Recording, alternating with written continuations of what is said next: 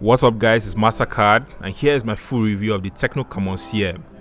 So I've been using this phone for a couple of days and in this video I'm going to be showing you some of the key features to help you decide if the Camon CM is worth your money. Don't forget to subscribe to my channel, turn on that post notifications and follow me on Twitter and Instagram. That being said, let's get to it.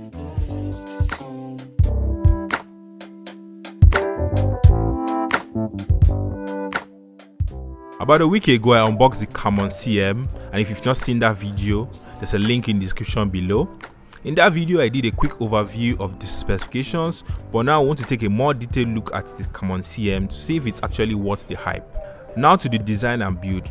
Not denying the fact that TECNO did a great job with the premium design of the phone, which features a glossy appearance, but this might sometimes be a pain in the ass as you constantly need to wipe fingerprints and hand marks off the phone.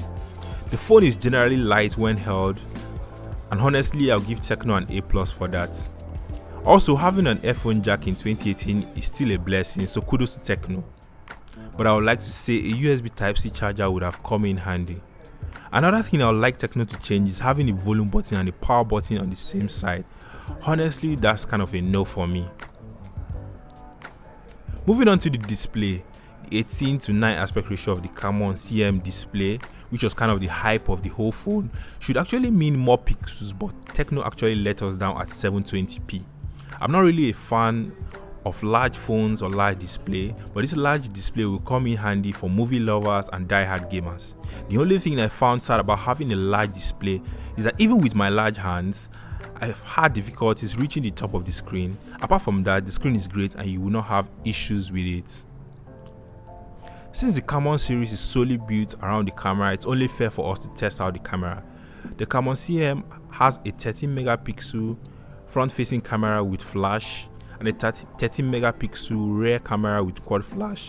These images you are seeing were taken with the rear camera. While the camera does a great job to capture some details, I think it loses out some details while trying to compensate for light and brightness. In low lighting condition, the Camon CM does not do bad at all, but sometimes the images are a bit unreal. I had a bit of issue with the front-facing cameras where the images seemed too exposed and had some kind of grain to them. Notwithstanding, with great angles and proper lighting, you pull off a killer selfie with this. If you're an average smartphone user, doing things like checking Facebook, sending emails, posting on Instagram, sending out some tweets, you will not have issues with the Camon CM. Even with the 1.3 GHz quad-core processor running on Android 7.0 Nougat, the Camon CM performed well. The only time I had some lag of freezing was when I played the Asphalt 8. Other than that, the phone ran seamlessly.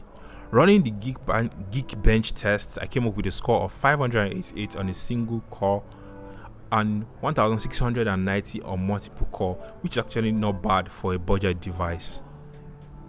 Considering that the Camon CX was 3200 milliamperes, now the Camon CM is 3000 milliampere, which is kind of a downgrade, and so I'll say that's a no for me.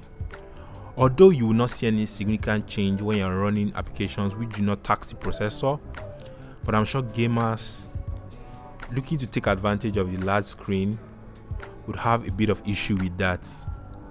Moving on to the speaker, here's what it sounds like.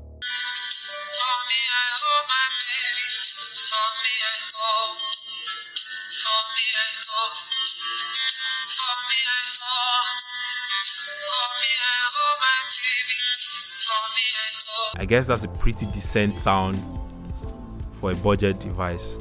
So that's it guys. If you're looking for a phone that fits right into your budget, the Camon CM definitely does that.